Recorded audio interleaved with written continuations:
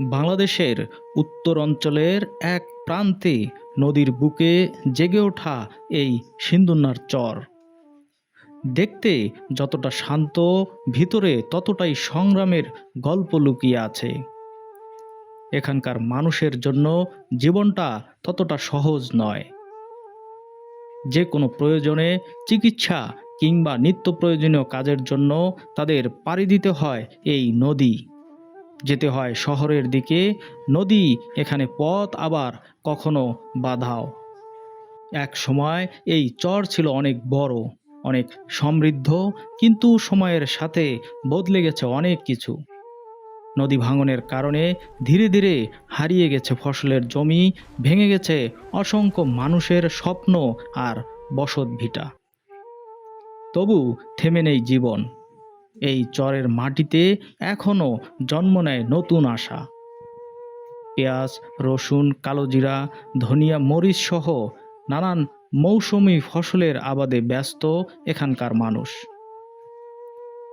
প্রকৃতির সাথে লড়াই করে গড়ে তোলে নতুন স্বপ্ন, নতুন সম্ভাবনা। এই ভিডিওতে আমরা ঘুরে দেখব সিন্দুন্না চরের মানুষের জীবন, শুনব তাদের গল্প, তাদের সংগ্রাম আর টিকে থাকার লড়াই, আর জানার চেষ্টা করব সব প্রতিকূলতার মাঝেও কিভাবে বেঁচে আছে এই মানুষগুলো। চলুন শুরু করা যাক সিন্দুন্না চরের গল্প।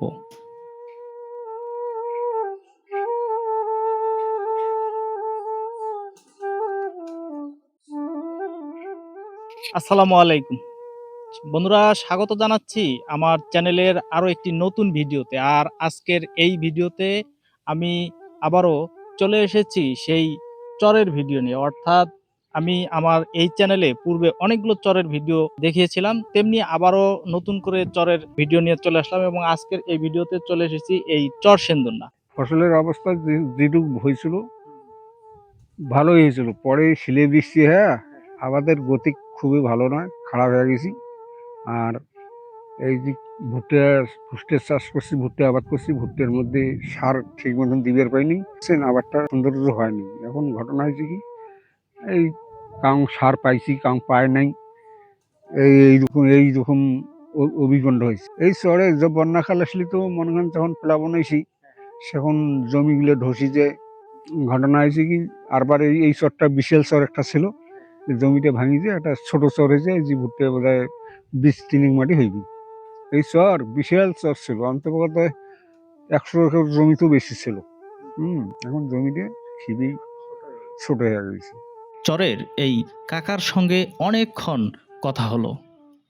গল্প করতে করতে তিনি আমাকে তার বাড়িতে নিয়ে গেলেন। বাড়িটা খুবই সাধারণ, চারপাশে খোলা পরিবেশ, কিন্তু তার কথাবার্তায় একটা আলাদা আন্তরিকতা ছিল। তিনি দেখালেন তার তোলা মরিচগুলো, হাটে নিয়ে গিয়ে এগুলো বিক্রি করবেন। আমি শুধু দেখছিলাম, এভাবেই ছোট ছোট কাজের মধ্য দিয়েই চরের মানুষগুলো তাদের জীবন চালিয়ে নিচ্ছে। আমি বারবার নিষেধ করছিলাম, কিন্তু তিনি হাসতে হাসতেই আমার হাতে কিছু মরিচ তুলে দিলেন। জিনিসটা হয়তো খুবই ছোট, কিন্তু তার এই সহজ সরল ব্যবহারটাই মনে থাকার মতো। চরের জীবন কঠিন, তবু এখানে মানুষের আন্তরিকতা একদম আলাদা। পানি নিয়ে যাওয়া লাগে, মানে ওইখানে কাজ করতেছে, ওদেরকে ভাত খাওয়াবেন।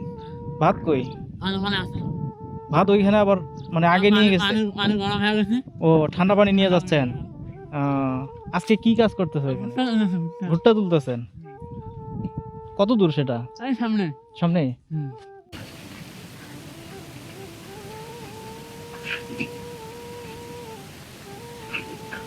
তবে এই চরটা তো অনেক বড় চর। চর অনেক বড়। বসতি মনে হয় খুব কম। বসতি আছে ওখানে, মনে করেন 1000-1200-1100 ভোট আছে, কিন্তু ওইটা ওই পাশের চরটা আমাদের এই ইউনিয়নেরই। হ্যাঁ। আচ্ছা, এখন কই যাইতেছেন? এখন আমি যাইতেছি দূরের গাঁও। আচ্ছা, ফিরবো সন্ধ্যায়। সন্ধ্যায় এসে লাইভ দিয়ে গোসল করিয়া বাসা ঢুক। এখানে আবার দিচ্ছি একটা জাল, মাছ মারবেন। যদি মনে করেন যে আমাদের ভাগ্যে জোটে, মাছটা কিনা লাগবে না।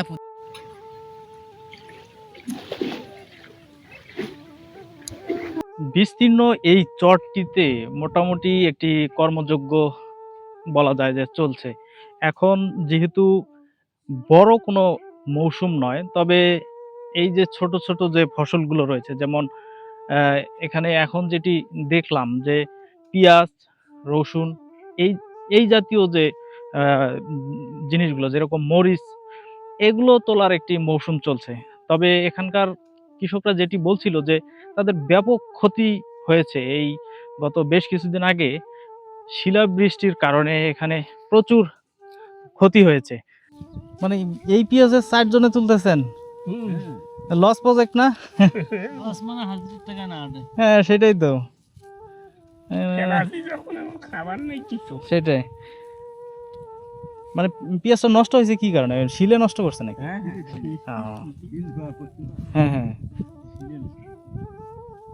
আসসালামু আলাইকুম ওয়ালাইকুম আসসালাম। কাকা, খুব মানে তাড়াহুড়া করে কই যাইতেছেন? বাড়িতে বাড়ি? বাড়ি কোথায়? বাড়ি আমার সর। চরে? এই ওই পাশের চরে, মানে বড় চরটায়? হ্যাঁ হ্যাঁ। এখান থেকে কতক্ষণ লাগবে আপনার যাইতে? এখনো আধা ঘন্টা লাগবে। আধা ঘন্টা? আপনার হেঁটে যাওয়া লাগে আবার হেঁটে আসা লাগে? হেঁটে আসা লাগবে। তা আপনাদের ওইখানে মনে করেন যে যদি একটু মানুষ অসুস্থ হয় বা এরকম কিছু? এখন অসুস্থ হলে মনে করেন ওখানে তো আর কোনো ক্লিনিক টিলিক নাই, কিছুই নাই? কিছু নাই। এখন মনে করেন রাত দুপুর রাত হলে ওই লোকে নিয়ে ওই রোগী ঘাট করে ধরিয়ে আসা লাগে। তাই? হ্যাঁ, অসুস্থ হলে এইভাবে ধরিয়ে আসা লাগে, বুঝছেন? আনি তারপরে এদেরকে রিস্কে এবার এখানে পাই, তারপর মেডিকেল নিয়ে যাই। তাতে বাসুক চাই মরুক উপায় নেই। এইভাবেই জীবন? হ্যাঁ, এইভাবে আমরা যাপন জীবন করতেছি সব। তো ওইখানে আপনার কেমন আবাদ সাবাদ এবার? আছে একেবারে আবাদ আছে, তা কিন্তু এবারে আবাদ ওই শিলে বৃষ্টিতে হ্যাঁ হ্যাঁ, অনেক নষ্ট হয়ে গেছে। পেঁয়াজ, রসুন, হ্যাঁ, হুম। তামাকের খেত, হ্যাঁ, নষ্ট হয়ে গেছে। নষ্ট হয়ে গেছে। তাতে এই যে গত যে শিলাবৃষ্টিটা, হ্যাঁ, এতেই মানে চরের অনেক ক্ষতি হয়েছে খুব তাইলে? ক্ষতি হয়েছে। মানে হ্যাঁ? ওই যে তাঙ্কু গিলে এদিকে তো ওই যে তাঙ্কু কাটছে কম কাটে দিয়ে পাই হ্যাঁ, হ্যাঁ, এদিকে, হ্যাঁ। আমার ওদিকে এইটা সব, আচ্ছা, বুঝছেন? পেঁয়াজ, রসুনও শেষ শিলতে। মানে এই শিলের কারণেই ক্ষতি হ্যাঁ, বেশি হয়েছে। হ্যাঁ। বন্ধুরা, এই যে বিস্তীর্ণ চর, এই চরে এখন অনেক ধরনের দেখা যাচ্ছে যে শস্য রয়েছে, যার মধ্যে একটি খুবই আনকমন একটি শস্য আমার চোখে পড়লো। যে এই যে আমি যে ক্ষেতটিতে দাঁড়িয়ে রয়েছি, এই ক্ষেতে যে ফসলটি হয়েছে এটি কিন্তু আমাদের এই লোকাল ভাষায় বা যেটি বলে যে এটি কাউন বলে। কাউন বলে না বাবু এগুলো? হ্যাঁ? হ্যাঁ, এগুলো এই আমার যে ক্যামেরাম্যান পেয়েছি এখানে ছোট্ট একটি পিচ্চিকে, ও বলতেছে এটিকে কাউন বলে। যদিও এটির আরো কি নাম আছে সেটি আমি জানি না। তবে এই ফসলটি এখন একদম চোখে পড়ে না। তবে এখানে এসে অনেক বড় একটি জমি দেখলাম যে এই কাউন হয়েছে। অর্থাৎ এই যে ফসলটি এটি হয়েছে, এর থেকেও কিন্তু চাল হয় এবং এই চাল দিয়ে ভাত হয় বা বিভিন্ন জিনিস হয়। যে জিনিসটি এখন আর দেখা যায় না। তো এখানে এসে এই কাউনের যে আবাদটি এটি দেখলাম, তো চিন্তা করলাম যে এটি আপনাদের সাথে শেয়ার করি। অনেক ইউনিক একটি আবাদ। এখন খুব রেয়ার একটি আবাদ। এই আবাদটি এখন আর চোখে পড়ে না। হ্যাঁ, হ্যাঁ। তাই? আজকে তাহলে এখনো পান নাই মাছ? খাওয়ার মাছটাও পাইলেন না? আহ, আজকে হইলো না ভাই, মাছ হইলো না। মাছ আর দর্শককে দেখাইতেও পারলাম না। বরেলি মাছ আর দর্শকদের দেখাইতে পারলাম না। আরেকদিন দেখাবো। বরেলি মাছ তো ভাই তিস্তা ছাড়া অন্য কোথাও হয় না। তিস্তার পাড় দিয়ে হাঁটছি, এই যে ভাই যেটি বললেন যে বরেলি মাছ পাওয়া যায়, এই বরেলি যে মাছটি রয়েছে এই মাছটি কিন্তু খুবই একটি ঐতিহ্যবাহী মাছ এই তিস্তার নদীর। এই মাছটি ইলিশ মাছের যে বৈশিষ্ট্য, এই মাছটিরও সেরকম একটি বৈশিষ্ট্য আছে যে এটি পানির থেকে যদি আপনি তুলে ফেলেন, ধরুন যে মাছ মারার পর হয়তো সর্বোচ্চ 5 থেকে 10 মিনিট বা আধা ঘন্টা এই মাছটা তাজা থাকে, এরপরেই এই মাছটি মারা যায়। অর্থাৎ এই মাছটি নদীর থেকে তোলার পর কোনোভাবেই এটিকে আর বাঁচিয়ে রাখা সম্ভব হয় না। কিন্তু এই মাছটি খুবই সুস্বাদু একটি মাছ এবং এটি শুধু এই তিস্তাতেই পাওয়া যায়।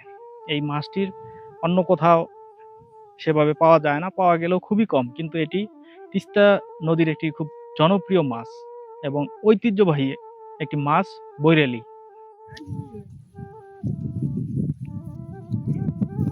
এই যে আমার পেছনে এই যে গাদা দিয়ে রাখা রয়েছে, এটি কিন্তু কালো জিরা।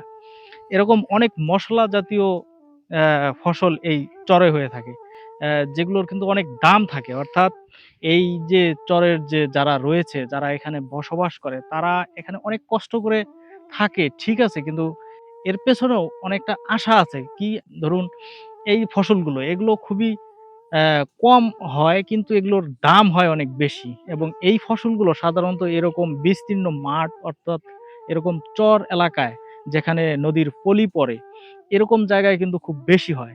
যে কারণে তারা এই ফসলগুলো থেকে তাদের যে সাংসারিক যে টাকা পয়সা বা খরচের জন্য যে টাকা পয়সা প্রয়োজন, সেগুলো এখান থেকে মিটাতে পারেন।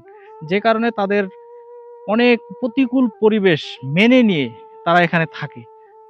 বন্ধুরা, এই যে চর, এই চরে অনেক সময় হাঁটাহাঁটি করলাম, একদম বিস্তীর্ণ এই চর। বিভিন্ন জন মাছ মারছে, কেউ ফসলে তুলছে, ফসলে কাজ করছে। তবে এখন যে এই যে লোকালয়, অর্থাৎ এখানে যে বসতিগুলো রয়েছে, সেই বসতি অর্থাৎ এই সমস্ত বাড়িতে মানুষজন কিভাবে বসবাস করছে সেগুলোই দেখবো, এবং তাদের সাথেও কথা বলবো, জানবো তাদের জীবনযাত্রার মান। এবং আমি যে জিনিসটি লক্ষ্য করেছি যে এগুলো বাড়িতে প্রচুর পরিমাণে গবাদি পশু রয়েছে, তো সেই বিষয়টি দেখার চেষ্টা করব। তাহলে চলুন দেখা যাক।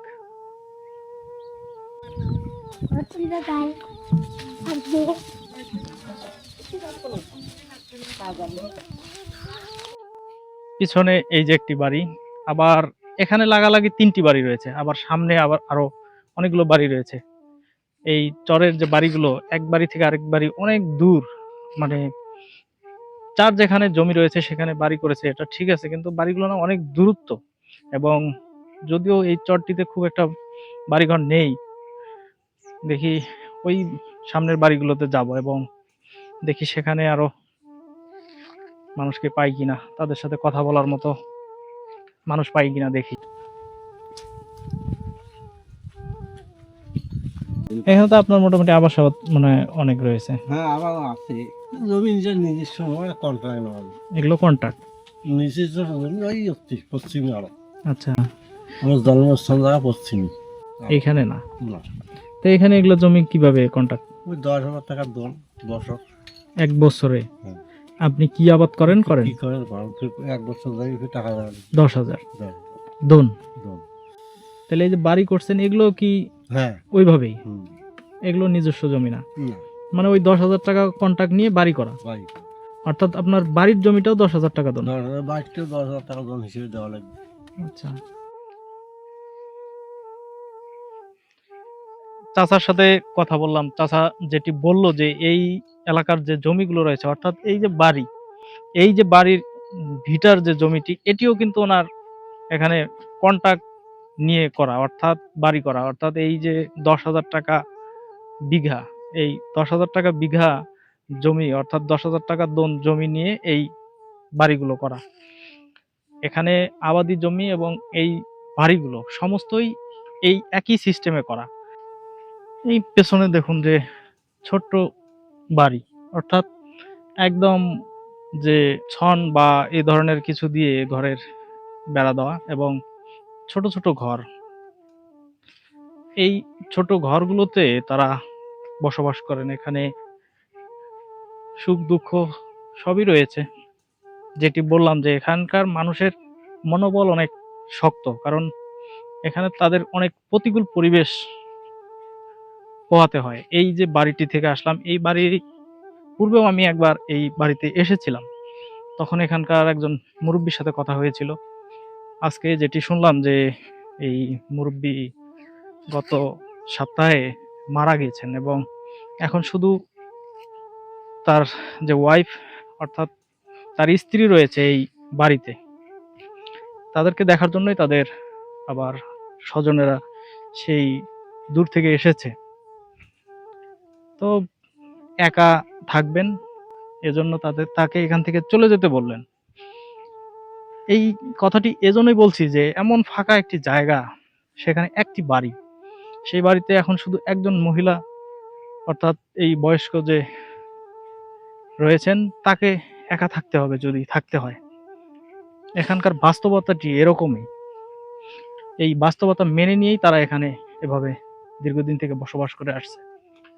তো বন্ধুরা, আজকে এই চর সেন্দুনার মানুষের জীবন জীবিকা, সেই সাথে বর্তমান সময়ের তাদের এই এলাকার যে মৌসুমী ফসল, এগুলো আপনাদের দেখানোর চেষ্টা করেছি। আশা করি আজকের ভিডিওটি আপনাদের ভালো লেগেছে। যদি ভিডিওটি ভালো লেগে থাকে তাহলে অবশ্যই আমার চ্যানেলটি সাবস্ক্রাইব করার অনুরোধ জানাচ্ছি। আজকের এই ভিডিওটি এখানেই শেষ করছি। ভালো থাকবেন সবাই। আল্লাহ হাফেজ।